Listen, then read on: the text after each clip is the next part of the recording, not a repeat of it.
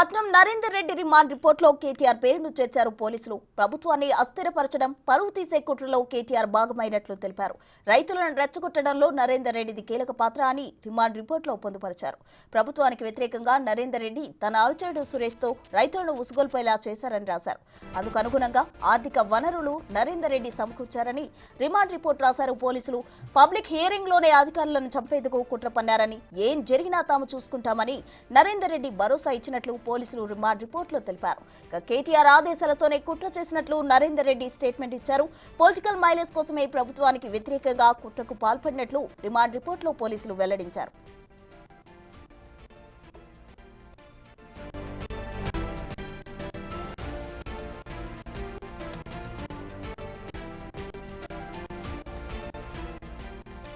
కేటీఆర్ ఆదేశాలతోనే కుట్ర చేసినట్టు రిమాండ్ రిపోర్టులో సంచలన విషయాలు బయటకొచ్చాయి. పట్నం నరేందర్ రెడ్డి రిమాండ్ రిపోర్టులో కేటీఆర్ పేరును చేర్చారు పోలీసులు.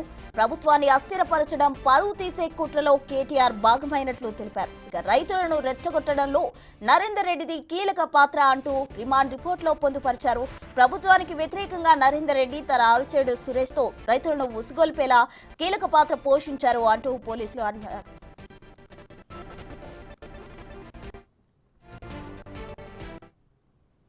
పట్నం నరేందర్ రెడ్డి రిమాండ్ రిపోర్ట్ కు సంబంధించి మరింత సమాచారం మా ప్రతినిధి రాణా ప్రతాప్ అందిస్తారు. రాణా, అత్యంత సంచలనమైనటువంటి అంశాలన్నీ కూడా పట్నం నరేందర్ రెడ్డికి సంబంధించినటువంటి రిమాండ్ రిపోర్ట్లో ఉన్నటువంటి నేపథ్యం కనపడుతుంది. బీఆర్ఎస్ వర్కింగ్ ప్రెసిడెంట్, మాజీ మంత్రి, బీఆర్ఎస్లో నెంబర్ 2గా ఉన్నటువంటి కేటీఆర్ పేరును కూడా ఈ రిమాండ్ రిపోర్ట్లో పోలీసులు ప్రస్తావించినటువంటి నేపథ్యం కనపడుతుంది.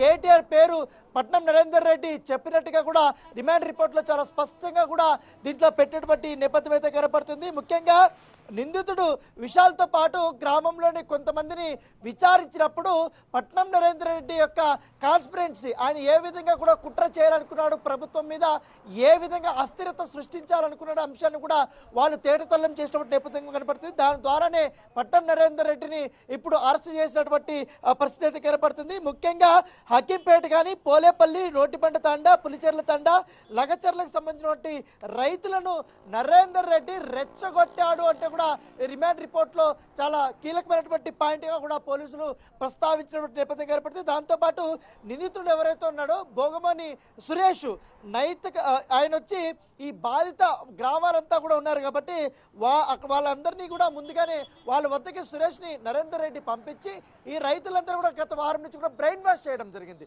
సో బ్రెయిన్ వాష్ చేసి వాళ్ళు ఆ బ్రెయిన్ వాష్లో భాగంగా వారికంతా కూడా ఆర్థిక సహాయం చేయడంతో పాటు నైతిక సహాయంతో పాటు అన్ని సౌకర్యాలను కూడా ఆయన ఇప్పటి వరకు గత వారం నుంచి కూడా అందించినట్టుగా మనకు సమాచారం ఉంటుంది. బ్రెయిన్ వాష్ చేసి వీళ్ళందరినీ కూడా ప్రభుత్వం మీద ఉసుగొల్పే విధంగా కూడా ప్రయత్నాలు చేసినట్టుగా మనకు చాలా క్లియర్గా కూడా దీంట్లో రాష్ట్ర నేపథ్యం కాబట్టి దాంతోపాటు ప్రభుత్వానికి అడ్డంకులు సృష్టించడానికి నిందితులని దృష్టిని కూడా సురేష్ మళ్లించాడు. ఇది ఖచ్చితంగా కూడా పట్నం నరేందర్ రెడ్డి ఇచ్చినటువంటి ఆదేశాల మేరకు ఇవన్నీ కూడా జరిగాయంటూ కూడా దీంట్లో రాసినటువంటి నేపథ్యం. మరొక కీలకమైనటువంటి పాయింట్ మీకు నేను చెప్తాను. భూసేకరణ సమయంలో సర్వే లేదా పబ్లిక్ హియరింగ్ నిర్వహించే సమయంలో అధికారులపై దాడులు చేయాలని, లేకపోతే మీ భూములు మీకు దక్కవని కూడా ఎవరైతే ఈ రైతులు ఉన్నారో వారిని రెచ్చగొట్టారు. ముఖ్యంగా ఈ తాడబండ ఎవరైతే తండాలో ఉన్నారో వారిని ఇట్లా రెచ్చగొట్టడం వల్ల వారిలో కోపగ్రతం ఉండేలా కూడా చేశారంటూ కూడా దాంట్లో క్లియర్గా రాసినటువంటి నేపథ్యం కనపడుతుంది. ఇలా చేస్తే మీకు అన్ని రకాల మద్దతు మా దగ్గర నుంచి ఉంటుంది, దాంతోపాటు మా పార్టీ ప్రముఖ నేత మిమ్మల్ని అన్ని రకాలుగా ఆదుకుంటారు అంటూ కూడా దీంట్లో రాసినటువంటి నేపథ్యం అయితే కనపడితే ఆ నేత ఎవరో కాదు కేటీఆర్ అంటూ కూడా ప్రస్తావించినటువంటి నేపథ్యం అయితే కనపడుతుంది. దాంతోపాటు ఈ కాన్ఫరెన్స్ అంతా మొత్తం పట్నం నరేందర్ రెడ్డి నేరపూరిత కుట్రను రూపొందించాలంటూ కూడా పోలీసులు రాశారు. దాంతోపాటు ముందస్తు ప్రణాళిక ప్రకారమే అధికారులపై ఈ దాడికి తెగబడ్డారంటూ కూడా రిమాండ్ రిపోర్ట్లో ఉన్నటువంటి నేపథ్యం అయితే కనపడుతుంది. ఇవాళ ఉదయం 7 గంటలకి పట్నం నరేందర్ రెడ్డిని ఫిలింనగర్లో ఉన్నటువంటి ఇంట్లో మేము అదుపులోకి తీసుకున్నాం. తర్వాత ప్రశ్నించినప్పుడు ఈ విచారణలో ఈ నేరపూరిత కుట్రతో పాటు దాడికి పాల్పడ్డను నరేందర్ రెడ్డి ఒప్పుకున్నట్టుగా రిమాండ్ రిపోర్ట్లో ప్రస్తావించినటువంటి నేపథ్యం అయితే కనపడుతుంది. అలాగే తమ పార్టీ కీలక నాయకుడు ప్రముఖ నాయకుడు కేటీఆర్ ఆదేశాల మేరకు ఈ కుట్రలను పాల్పడినట్టు పట్నం నరేందర్ రెడ్డి ఒప్పుకున్నట్టుగా చాలా క్లియర్గా రిమాండ్ రిపోర్ట్లో పొందుపరిచినటువంటి నేపథ్యం కనపడుతుంది. దీని వెనకాల పెద్ద రాజకీయ కుట్ర ఉన్నట్టుగా తెలుస్తుంది. ఎందుకంటే రాజకీయ మైలేజ్ని పొంది తెలంగాణ ప్రభుత్వం పరువు తీయడానికి కేటీఆర్ ప్రయత్నించినట్టు ఆ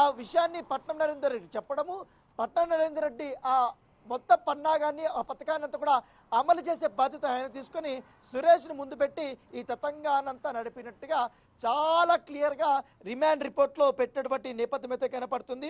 నిందితుడు సురేష్ ఫోన్ని తరచుగా సంప్రదించి వారి చర్యలను అంచనా వేసినట్టు కూడా ఆయన ఒప్పుకున్నట్టుగా పట్నం నరేందర్ రెడ్డి ఒప్పుకున్నట్టుగా దీంట్లో ప్రస్తావించారు. నిందితుడు సురేష్ ఇచ్చినటువంటి సీనియర్ డేటాలో కూడా ఆధారాలు లభించాయంటూ కూడా చాలా క్లియర్ కట్గా ఇవాళ రాసినటువంటి నేపథ్యం అయితే కనపడుతుంది. ఇదొక సంచలనంగానే మనం పరిగణించాల్సినటువంటి అంశం. ఎందుకంటే తెలంగాణ ప్రభుత్వాన్ని అస్థిరపరచడం, ప్రభుత్వ పరువు తీయడం, కుట్రలో కేటీఆర్ ఇతరులు ఆదేశాలు ఉన్నాయి అంటూ కూడా దీంట్లో ప్రముఖంగా కేటీఆర్ పేరుని ప్రస్తావించినటువంటి నేపథ్యం అయితే కనపడుతుంది. ఎందుకంటే పట్నం నరేందర్ రెడ్డికి కేటీఆర్ నుండి ఆదేశాలు రావడము, ఎట్టి పరిస్థితులన ముఖ్యమంత్రి సీఎం రేవంత్ రెడ్డి తన సొంత నియోజకవర్గం కొడంగల్లో ఇలాంటి అస్థిరత, ఇలాంటి అధికారులపైన దాడులు తెగగొలిపితే, అధికారులు ఎవరైనా చంపేస్తే దేశవ్యాప్తంగా ఒక చర్చ జరుగుతుంది, రాష్ట్ర వ్యాప్తంగా ఒక ఉద్యమం అనేది వస్తుంది అనేది కూడా వీరు భావించారు. కాబట్టి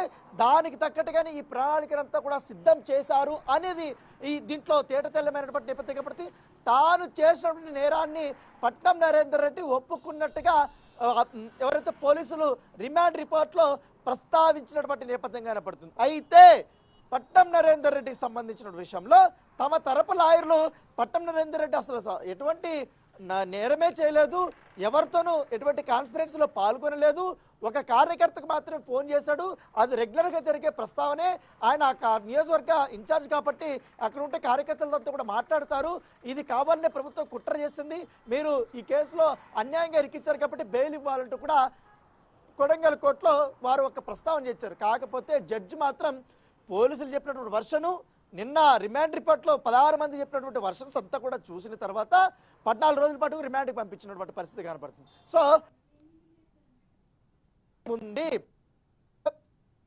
విషయంలో కూడా సొంత నియోజకవర్గంలో ఈ రకమైనటువంటి అలజడి సృష్టిస్తే ఆ చెడ్డ పేరంతా కూడా ప్రభుత్వానికి వస్తుంది, ముఖ్యమంత్రికి వస్తుంది. ఎందుకంటే ముఖ్యమంత్రి మరి రానా దాంతోపాటు ఉంది కాబట్టి ముఖ్యమంత్రి దగ్గర చెప్పండి రానా, మరి కేటీఆర్ పై ఎటువంటి చర్యలు తీసుకుని ఉన్నారా? అంటే అధికారులని ప్రభుత్వ హియరింగ్ టైంలోనే అధికారులను చంపడానికి కూడా కుట్ర చేశారు కాబట్టి ఇటువంటి కుట్రలు చేసిన కేటీఆర్ పై ఎటువంటి యాక్షన్స్ తీసుకోబోతున్నారు?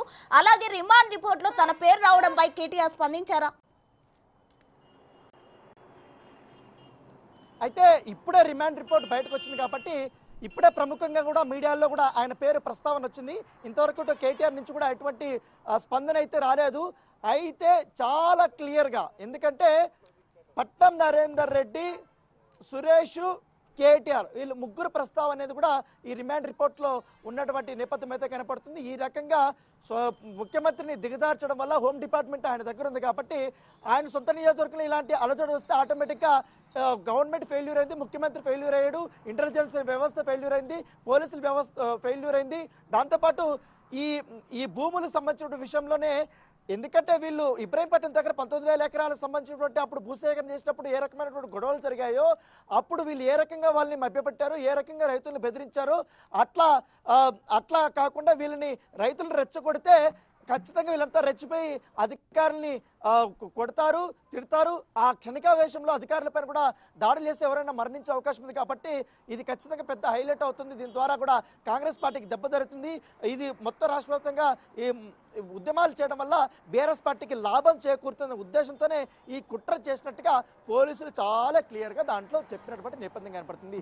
దీని వెనుకున్నటువంటి పాత్రదారులు, సూత్రధారులు, మొత్తం కుట్రదారులు అందరినీ కూడా బయటకు తీస్తామని ఇప్పుడే ఐజీ సత్యనారాయణ కూడా చెప్పినటువంటి నేపథ్యంలో ఇప్పుడు కేటీఆర్ ప్రస్తావన వచ్చింది. రేపు పోలీసులు కేటీఆర్ విషయంలో ఎలాంటి చర్యలు తీసుకోబోతారనేది కూడా ఆసక్తికరమైన పరిణామం. ఎందుకంటే ఒక ప్రభుత్వ ఉద్యోగులు ఒక్కరి కాదు, ఇద్దరు కాదు, దాదాపు 5 మంది పైన అత్యంత పాశవికంగా, చాలా విచక్షణారహితంగా వారిపైన దాడులు చేశారు. కేవలం రాళ్ళు కర్రలు కాకుండా హద్దు రాళ్ళు ఉంటాయో చాలా పెద్ద పెద్ద రాళ్ళు అవి కూడా వేసి కార్ల మీద వేసి కొట్టారు. దాంతోపాటు కారం వాళ్ళకి అప్పటికప్పుడే ఇక్కడ దొరుకుతుంది, కారం కూడా తీసుకొని వచ్చి వాళ్ళ కళ్ళలో కొట్టడానికి ప్రయత్నించారు. కొంతమంది అయితే ఆ కడా సంబంధించిన స్పెషల్ ఆఫీసర్ ఎవరున్న వెంకటరెడ్డిని అయితే ఎంత దారుణంగా వెంబడించి కొట్టారంటే ఆయన ప్రైమరీ స్కూల్లోకి వెళ్ళి దాక్కున్నా కూడా అక్కడ కూడా వెళ్ళి దాడి చేయడానికి ప్రయత్నించారు. అక్కడ డిఎస్పీ స్థానికంగా ఉన్నాడు కాబట్టి ఆయన రక్షించి వేరే కారులో పంపించారు. చాలా ఘోరమైనటువంటి కూడా అదే పని చేశారు.